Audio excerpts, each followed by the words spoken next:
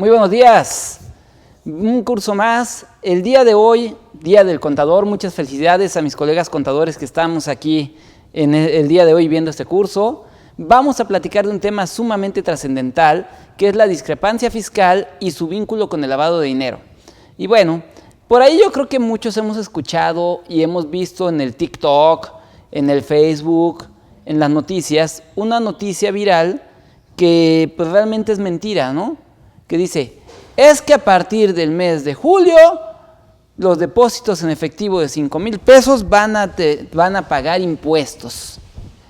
Entonces todo el mundo, no, ¿cómo? Voy a pagar impuesto por mi evasión fiscal, ¿cómo? Pues no, miren, precisamente el día de hoy hablaremos de ese tipo de situaciones, pero también vamos a hablar qué es el efecto de no declarar tus ingresos como personas físicas, no declarar tus ingresos como personas morales y si esto te puede llevar a la comisión del delito de lavado de dinero. Y pues bueno, ese es el objetivo que vamos a tener el día de hoy y donde ustedes van a encontrar y van a incorporar toda la situación de lo que nosotros tenemos que hacer. Entonces, empecemos sin mayor preámbulos. Para esto, México forma parte de un grupo llamado G20. El G20 tiene un brazo que se llama Gafi, que es el grupo para evitar el financiamiento al terrorismo y a lo que es pues todas las células delincuenciales. Entonces, bajo esta premisa, nosotros vamos a encontrar la situación de que se va a ir encontrando en estos aspectos varios puntos particulares que nosotros tenemos que cuidar. ¿Por qué?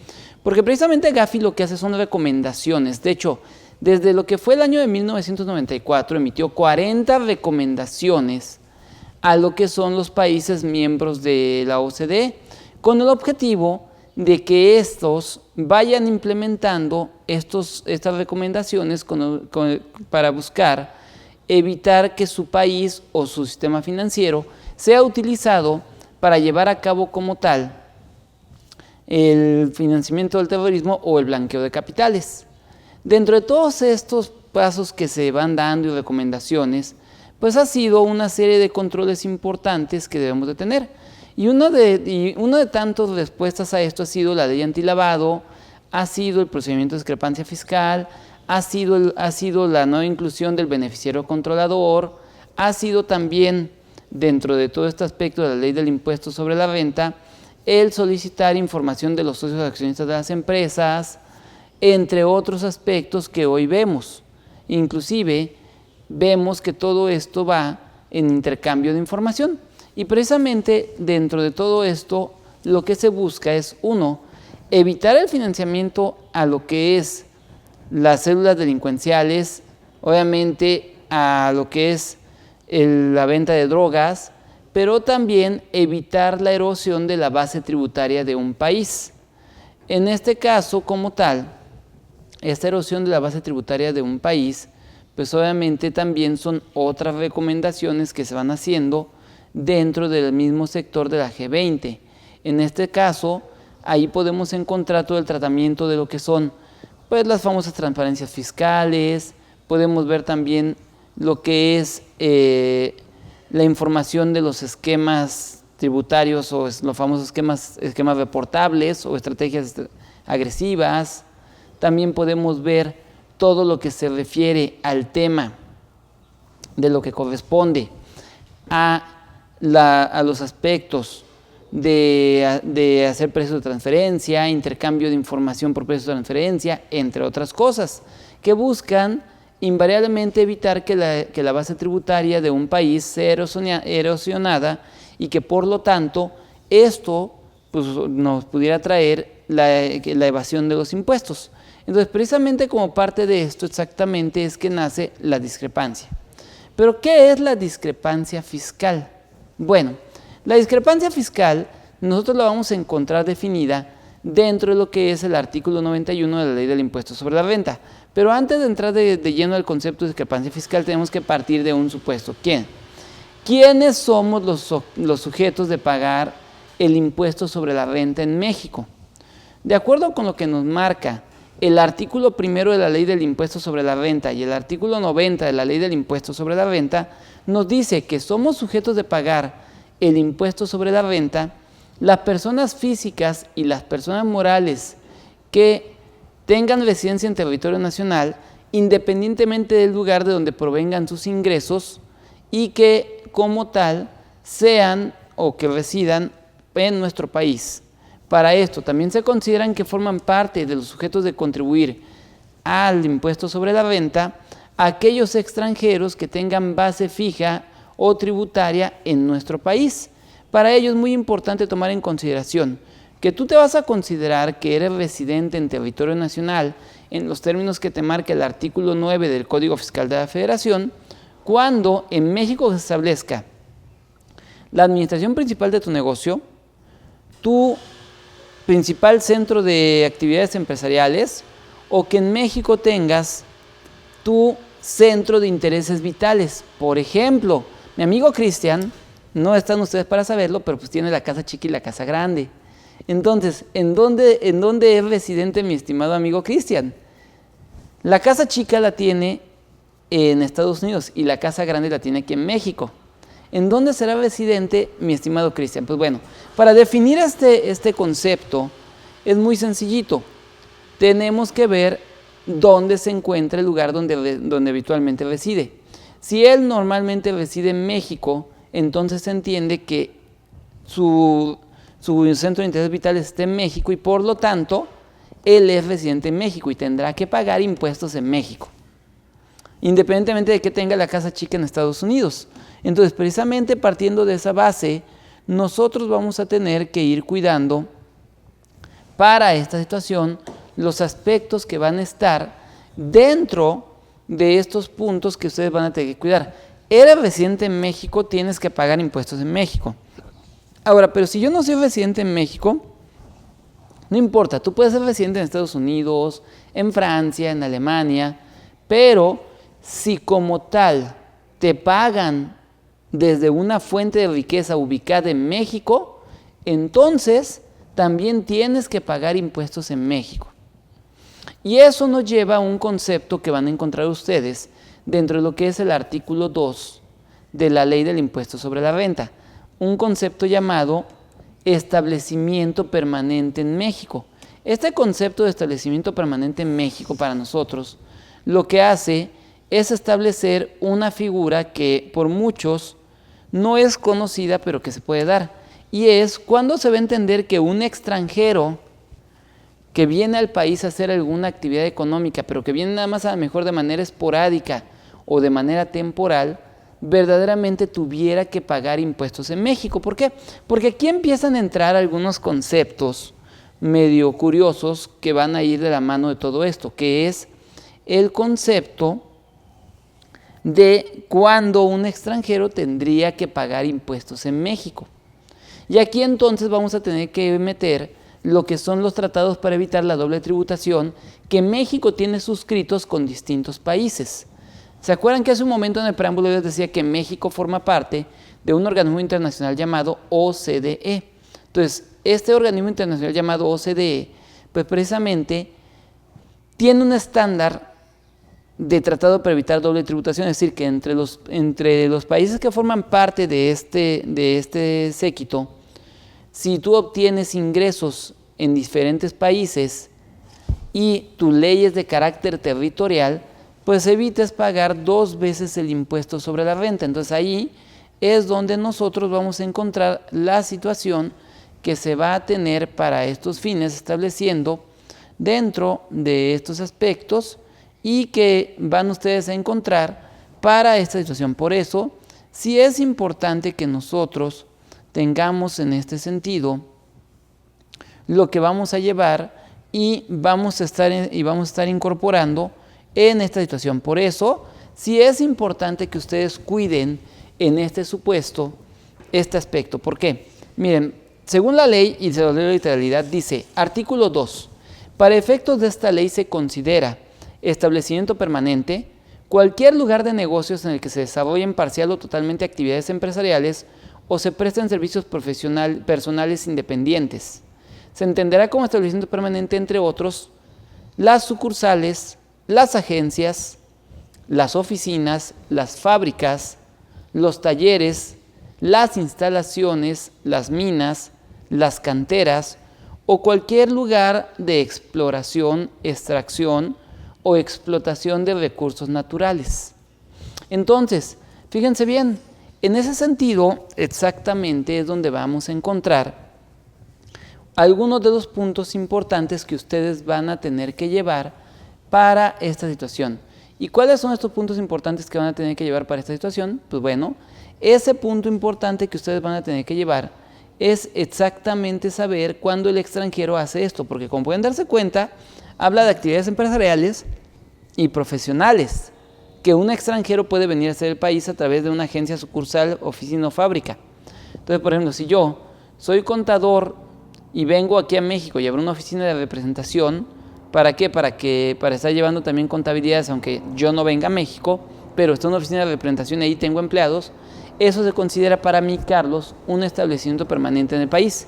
Y por lo tanto, por las actividades que yo lleve a cabo en ese establecimiento, tendría que estar pagando impuestos en México. Reitero, yo, Carlos, no vine para nada a México, pero tengo una oficina y ahí tengo como empleado a mi buen amigo Cristian, y él es el que capta a los clientes y capta la información, me va pasando los datos y yo lo trabajo desde Estados Unidos.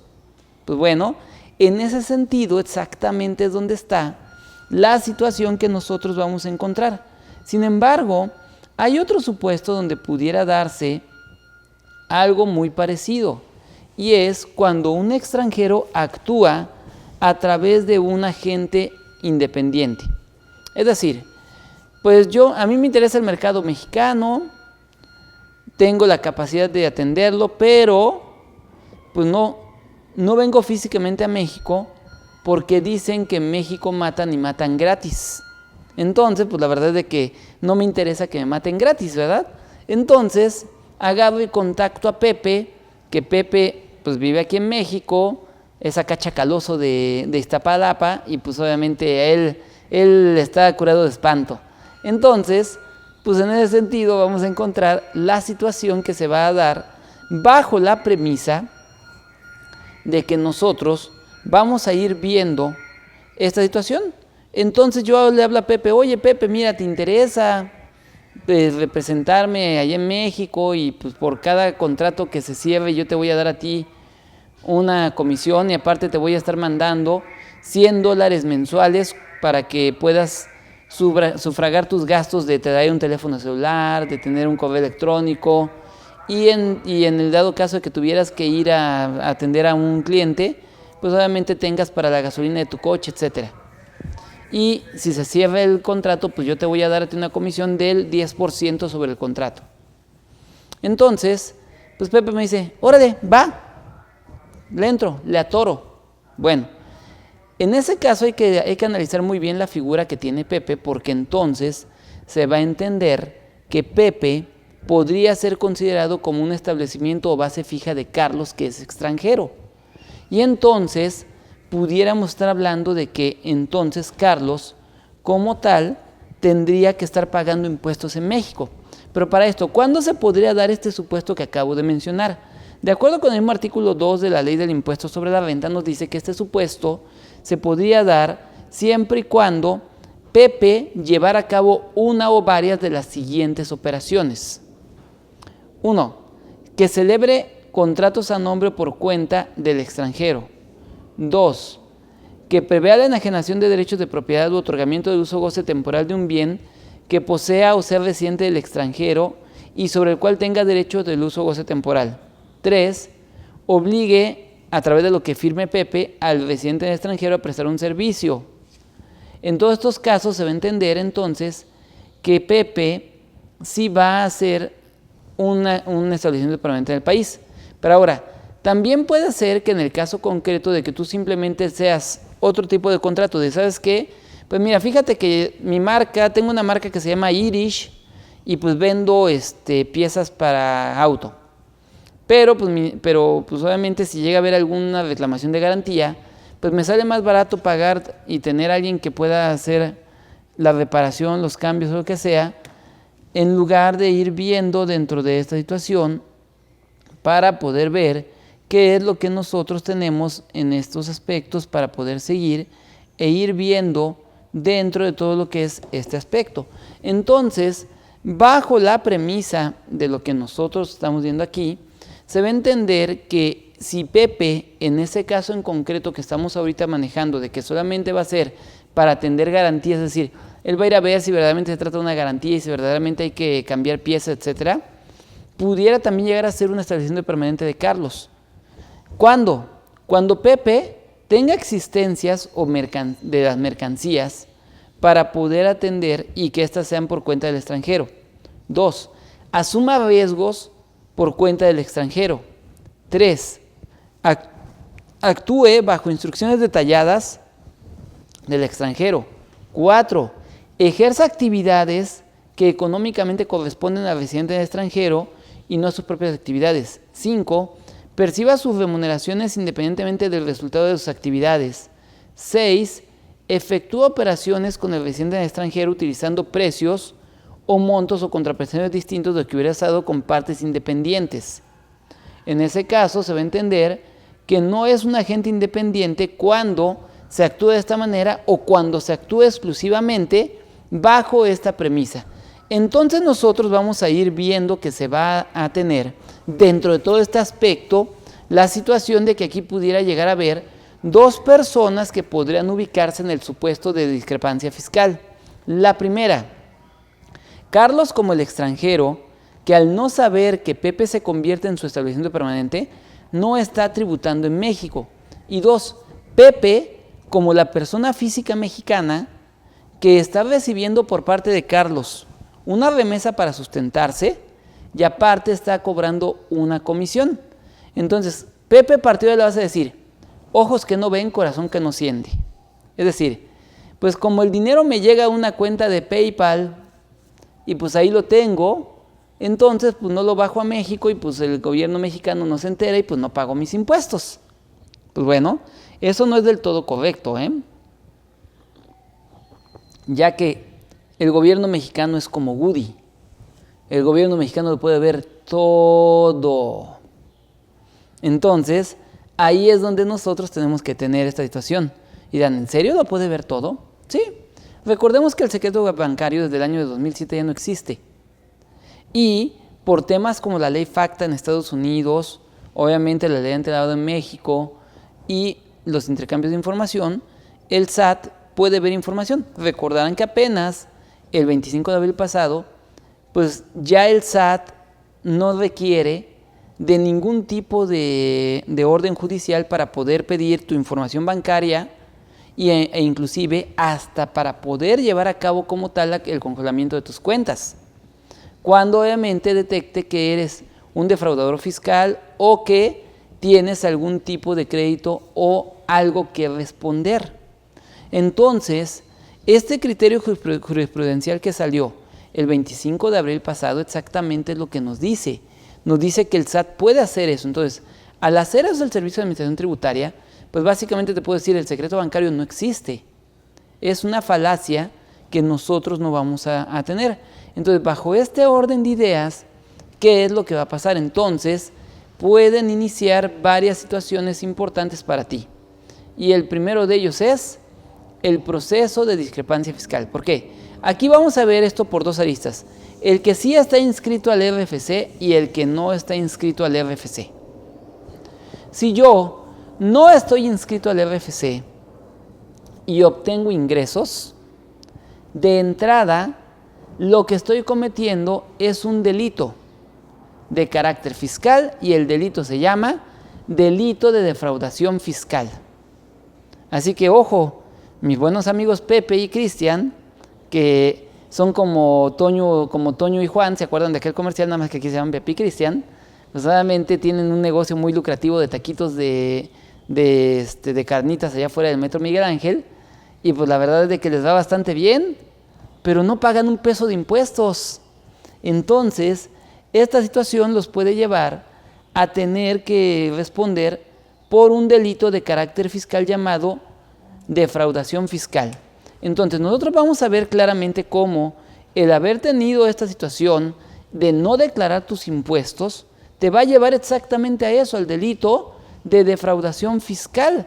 Este delito de defraudación fiscal, recordemos que está configurado dentro de los artículos 108, que es el delito de defraudación fiscal, 108 del Código Fiscal, y 109 del Código Fiscal, que es donde encontramos el delito de defraudación fiscal asimilado. Es decir, actividades que expresamente no son defraudación, pero que para fines fiscales se le define como defraudación fiscal. Entonces recuerda, ¿cuándo se considera que tú cometes este delito de defraudación fiscal? Cuando con engaños o aprovechamiento de errores omitas total o parcialmente el pago de un impuesto con perjuicio al fisco federal.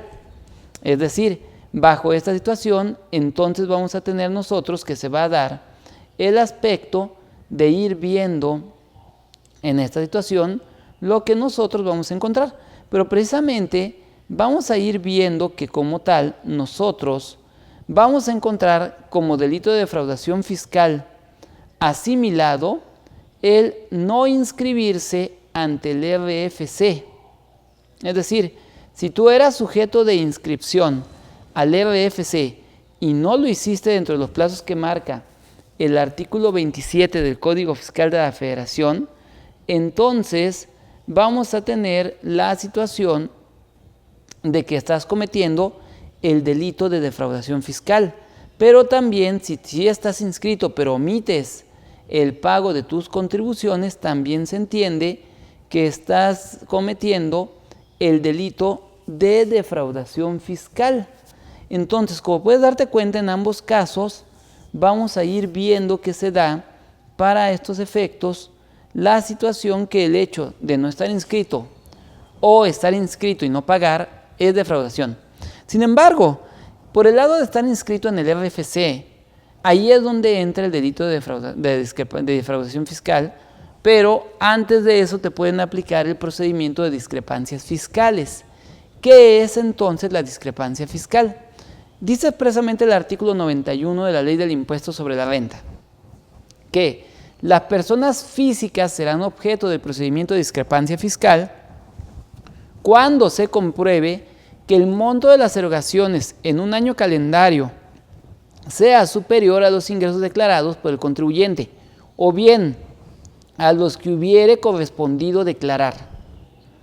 Entonces, a ver, aquí está diciendo bien claro, ¿cuándo vas a ser sujeto a este proceso de discrepancias fiscales?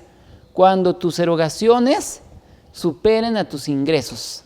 A ver, ¿cuántos de ustedes conocen a gente como mi buen amigo Cristian, que con un salario de 10,000 pesos trae un BMW, sale de viaje a Estados Unidos, come en los mejores restaurantes de México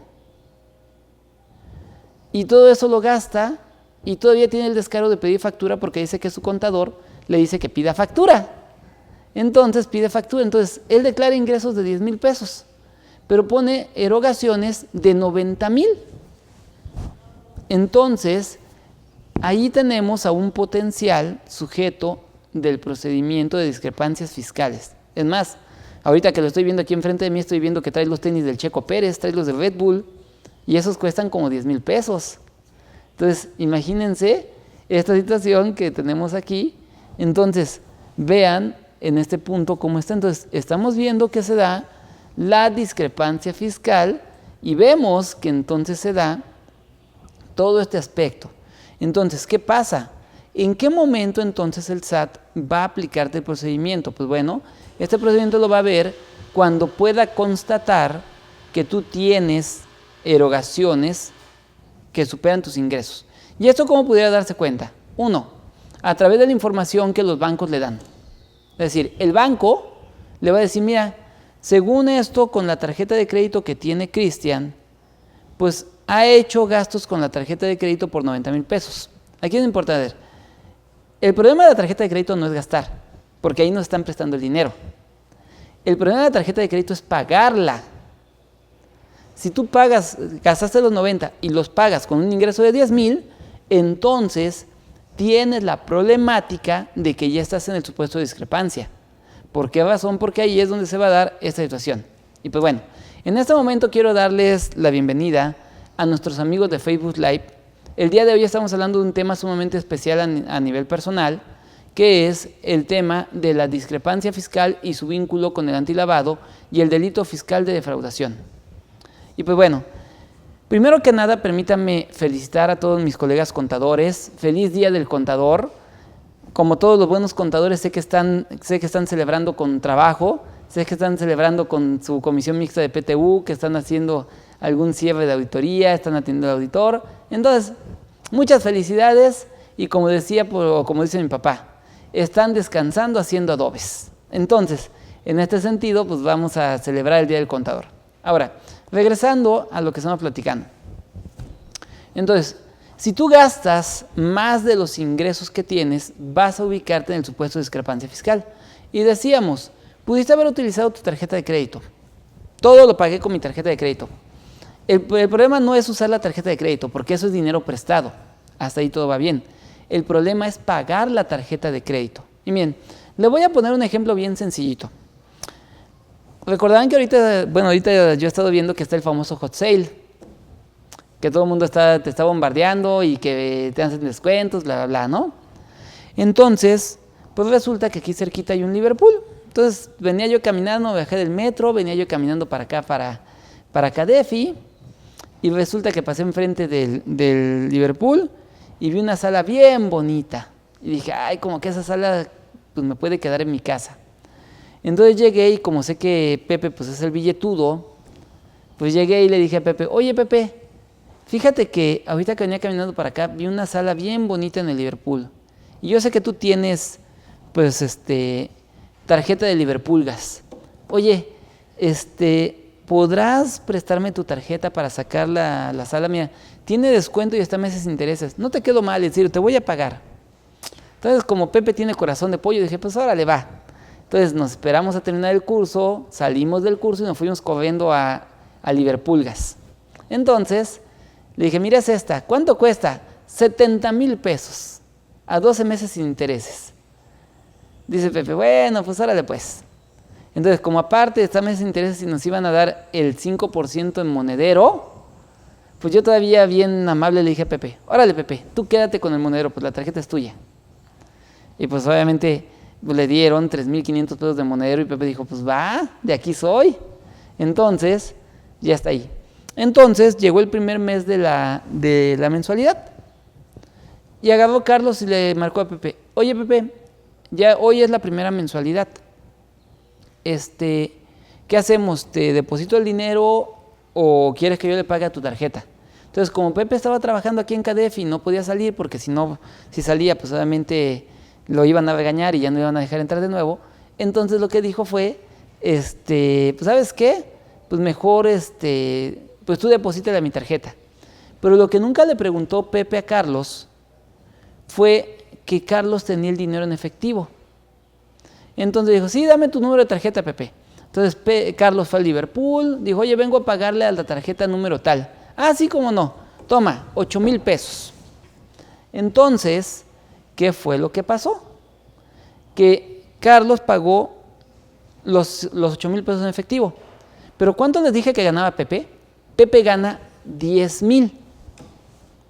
Entonces, existe una regla no escrita dentro del SAT, que es un criterio interno, en donde dice que las personas que ganan por salarios tienen cierta regla que es inversamente proporcional de cuánto del dinero que ellos ganan ocupan en su sustento de vida y cuánto les puede sobrar para tener o para poder hacer otro tipo de gastos, como por ejemplo pagar una sala.